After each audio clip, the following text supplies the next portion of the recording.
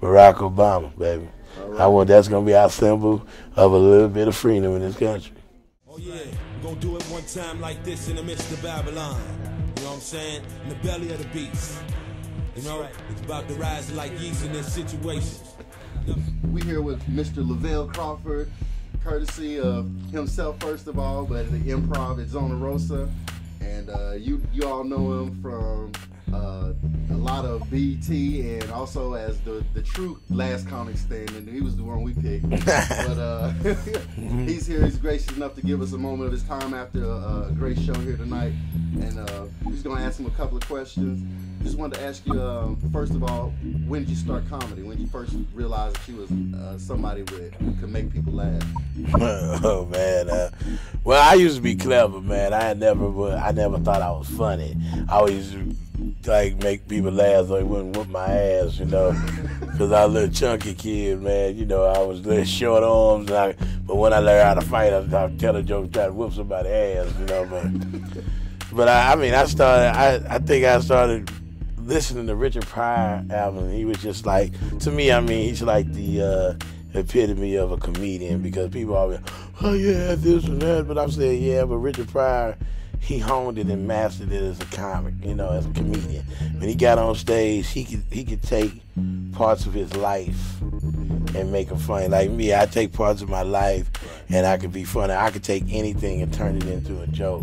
And that's where I want to be remembered, to be a master of the art. And when I started, you know, I went up to I called the Funny Bone several times. I was in college. I couldn't finish school. I was messing up and just couldn't find my way. You know, I was back there in computer science, and see, I'm glad I didn't get the degree in computer science, because computers keep growing and growing. I would never had a job, you know, and I was going to Missouri Western State College, believe it or not. All right. Yeah, home of the mighty Griffin. You born and raised in St. Louis? Born and raised in St. Louis, and I kept calling the Funny Bone in St. Louis, calling him, and finally after a month of calls, and I was going to community college because I had left Missouri West and came home with my girlfriend at the time, told me, you should try. So I kept calling, and they finally put me up. And I was so nervous because my cousin dated a comedian, and he wasn't funny to me, and he was working and everything, and I was like, he making a living and this, I can't believe it. So I said, well, let me try it. And I went up on stage and I said, Lord, if I get one laugh, I'm gonna make it a career, and here I am today. So speaking of your career and where it's headed, how has the last comic standing affected your career? Because I know that's the first time a lot of people have been able to see you, because like the BET crowd and we're black, we familiar with Lavell. Yeah, exactly. You know, but that was the first time probably a lot of other people. Mm-hmm. I mean, white people. White people. You ain't gotta be scared to say the word. Yeah, you know, Lavell Crawford is funny. So how's that helped your career or affected your career?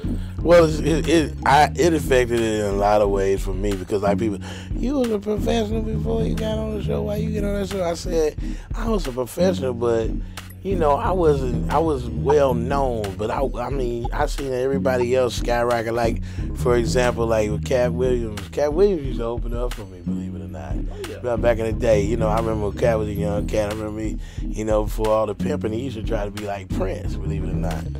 Because, you know, he looked like Little Prince, you know, Little Prince, little leprechaun Negro, you know. So, you know, I seen all these cats skyrocketing, you know, and then people would mix me up. They would never get my name right, but they knew my jokes. Yeah. You know, and they mixed me up with Bruce, Earthquake, brother from Life who took Eddie Murphy cornbread. I mean, you want your cornbread? And, you know, all these, you know, these cats, you know, in several different areas. It was just crazy that I couldn't never put it all in to separate myself from the comic, right? That comic, you know, because I had the black people and I appreciate them all the time. Like I get on stage and I thank y'all for loving me on BET. But a lot of black folks, they don't read the name, they forget your name, but they know your comic. But see, the thing about it was I bridged the gap, because one thing about us as black comedians or entertainers, you have to bridge that gap. You have to cross over.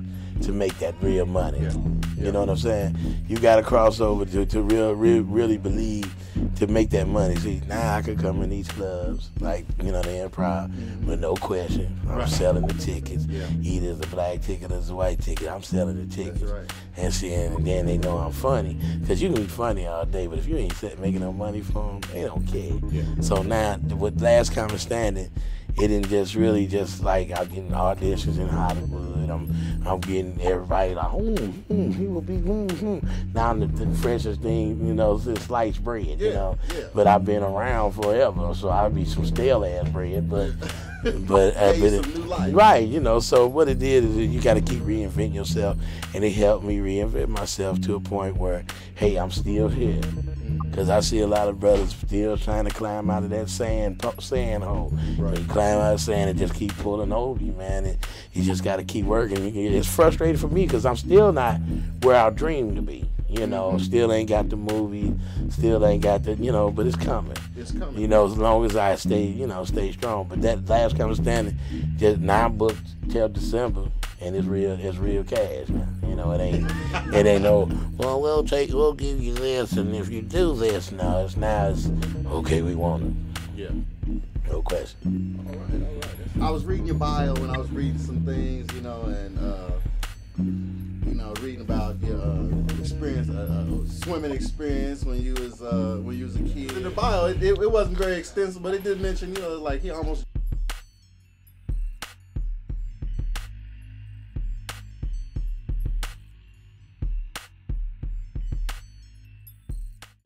Time out for all of the devil's works and all of the little devil doers. Check it out. You best get yourself together, cause God's about to make a change like the weather.